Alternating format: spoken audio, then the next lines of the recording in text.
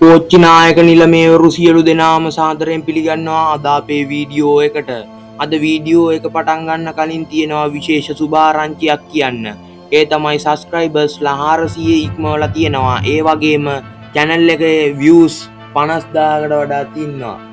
බොහොම ස්තුතියි සියලු දෙනාටම ඒකට. අද අපි කතා කරන්න යන්නේ ක්ලාස් M4 දුම්රිය ගැන. M4 දුම්රිය ආනයනය කරන්නේ කැනඩාවේ මොන්ට්‍රියල් ලොකෝමෝටිව් වර්ක්ස් සමාගමෙන් 1975 ශ්‍රී ලංකාවට මේ එන්ජින් 14ක් ආනයනය කරලා තියෙනවා. 743 ඉඳලා 756 දක්වා නම් කරලා තියෙනවා. ඒ වගේ මේ වලට ශ්‍රී ලංකාවේ ගංගා දියඇලි සහ කඳු වල නම් දාලා තියෙනවා. දැන් අපි බලමු ඒ නම් මොනවද කියලා. මඩු, සීගිරි, රුවන්වැලි, නමුණුකුල, කැලණි, වලවේ, දුම්හිඳ, ඉසුරුමුණි, දියලුම, වේදුරුදුඩුව, සමනල, මැණික්, මහවැලි සහ ලක්ෂපාන. මේ සියලුම දුම්රියන් වලට එයා බ්‍රේක් පහසුකම තියෙනවා. ඒ වගේම මේ දුම්රියන් ඇල්කෝ දුම්රියන් වෙනවා. මේ වල මොඩල් එක ඇල්කෝ MX620. ඇල්කෝ දුම්රියක් ගැන අපි කලින් වීඩියෝ එකේදී කතා කළා.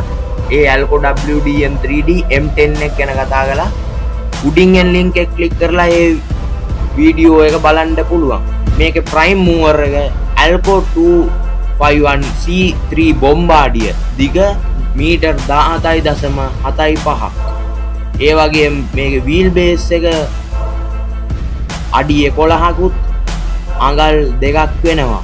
ඒක පාවිච්චි කළේ උඩරට මාර්ගයේ ධාවනය සඳහා.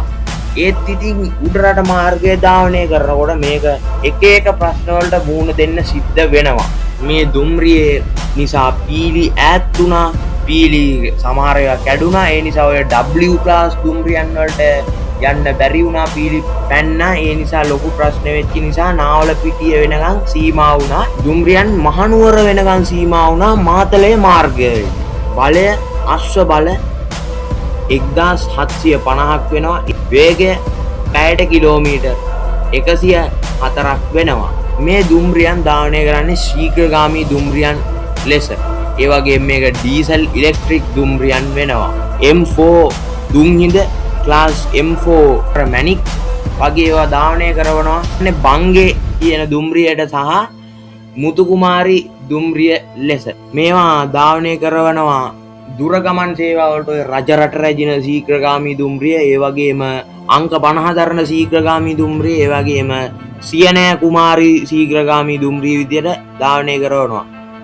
මුලින්ම ධාවනය කරනවා මේක එයා බ්‍රේක් පහසුකම තිබෙන දුම්රිය සමග රුහුණු කුමාරී දුම්රිය විදියට. ඒක තමයි එයා බ්‍රේක්ස් දුම්රිය මංගල ගමන පාවිච්චි කරලා ඔය ICF මැදිරි, ඉන්දියාවෙන් ආනයනය කරපු ICF මැදිරි අරගෙන තලේ මන්නාරමට ගිහිල්ලා තියෙනවා. ඒ වගේම අනුරාධපුරයට ගිහිල්ලා තියෙනවා. ඒ වගේම බෙලියත්තට ගිහිල්ලා තියෙනවා. හුඟක් තැන් වලට ගිහිල්ලා තියෙනවා. මේවා හුඟක් උතුරේ වැඩවලට පාවිච්චි කරනවා ඔය යාල් රාණි දුම්රිය ලෙස. මේ දුම්රිය තාම කිසිම අඩුපාඩුවක් නැතුව ධාවනය කරනවා. වේදුරු තුඩුව සහ ලක්ෂපාන දුම්රියන් අලුතෙන් පේන් කළා මේ ළඟකදී. දැන් හුඟක් මේවා අලුතෙන් හදලා තියෙන්නේ, මේවා මොඩිෆයි වෙලා තියෙන්නේ. දැන් එකක්වත් කිසිම හානියක් නැතුව දැන් ධාවනය කරනවා.